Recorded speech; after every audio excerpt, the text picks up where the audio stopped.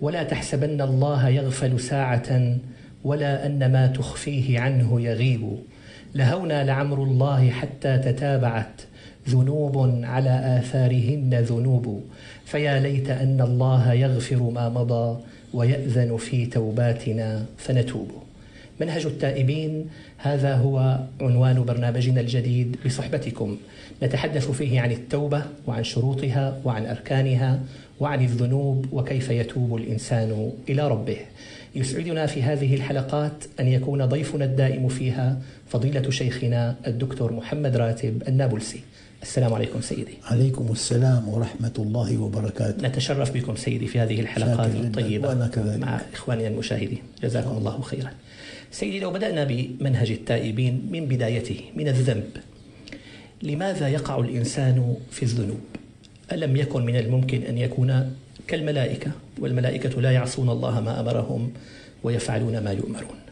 أولا بسم الله الرحمن الرحيم، الحمد لله رب العالمين، والصلاة والسلام على سيدنا محمد وعلى آل بيته الطيبين الطاهرين وعلى صحابته الغر الميامين ومناء دعوته وقادة ألويته، وارض عنا وعنهم يا رب العالمين. أنا أقول وأظن أنني على حق، إن شاء الله، لولا الشهوات ما ارتقينا إلى رب الأرض والسماوات. الشهوة قوة دافعة، كأن السيارة فيها محرك، فالشهوة هي المحرك، والشاب في أعلى درجات القوة. ودور الشيوخ والعلماء الربانيون توجيه هذه السيارة، والشرع هو الطريق المعبد. فإذا انطلقت مسيرتنا بقوة الشباب وتوجيه الشيوخ والانضباط بالشرع تفوقنا، فإذا اكتفينا بواحدة تطرفنا. لولا الشهوات ما ارتقينا إلى رب الأرض والسماوات.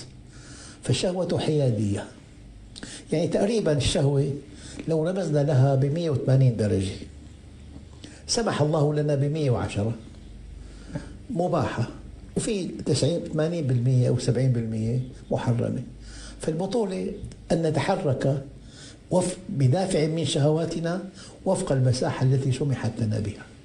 بالإسلام ما في حرمان، يعني بتعبير آخر، ما من شهوة أودعها الله في الإنسان إلا جعل لها قناة نظيفة طاهرة. إذا ما في حرمان، بس في تنظيم. يعني الله عز وجل لو تحركنا وفق المنهج نحن في سلامة وسعادة.